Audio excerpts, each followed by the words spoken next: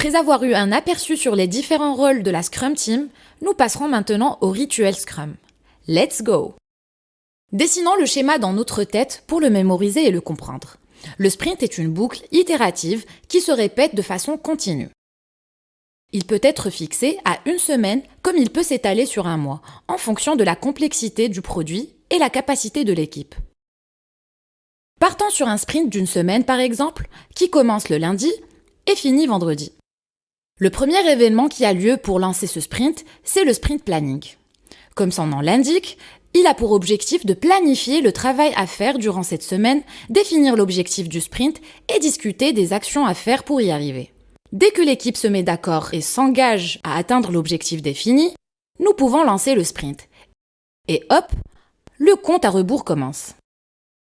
Durant la semaine, un événement quotidien connu sous le nom du Daily Meeting est fixé à un endroit et une heure précise entre les développeurs.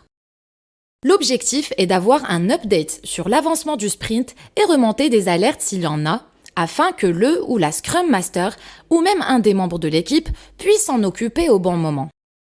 Le Daily Meeting ne doit jamais dépasser 15 minutes.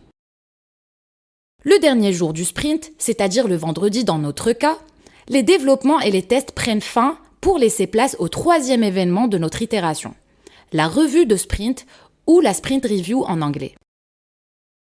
La sprint review a donc lieu une fois par itération avec toutes les parties prenantes pour faire le point sur ce qui a été construit pendant ce sprint et essayer d'avoir le feedback de tous les participants afin de faire évoluer le produit dans la bonne direction. Après la fin de cet événement, nous passons au dernier rituel du sprint en cours, qui est la rétrospective ou rétro pour les plus intimes. La rétro est un événement qui rassemble l'équipe Scrum uniquement pour échanger sur sa manière de fonctionner et ses interactions avec l'organisation. L'échange a pour objectif de ressortir des actions claires sur les axes d'amélioration. Une fois le sprint clôturé, on relance directement le suivant lundi en respectant les mêmes rituels. Il faut noter que nous ne sommes pas obligés de commencer un sprint d'une semaine lundi et le clôturer vendredi. Il peut commencer mardi et être clôturé lundi de la semaine d'après par exemple.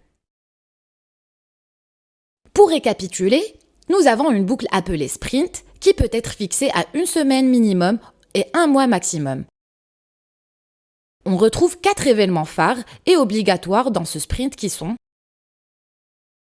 le sprint planning, qui a lieu une fois au lancement du sprint pour planifier le travail à faire, puis les daily, qui sont tenus tous les jours du sprint à une heure et à un endroit précis, puis une revue de sprint focus produit avec les parties prenantes pour leur présenter le travail effectué et avoir leurs avis pour améliorer le produit. Et enfin, la rétro, qui rassemble l'équipe Scrum et qui fait un focus sur la team et sa façon de travailler. J'espère que tu as aimé cette introduction au rituel Scrum et je te dis à bientôt!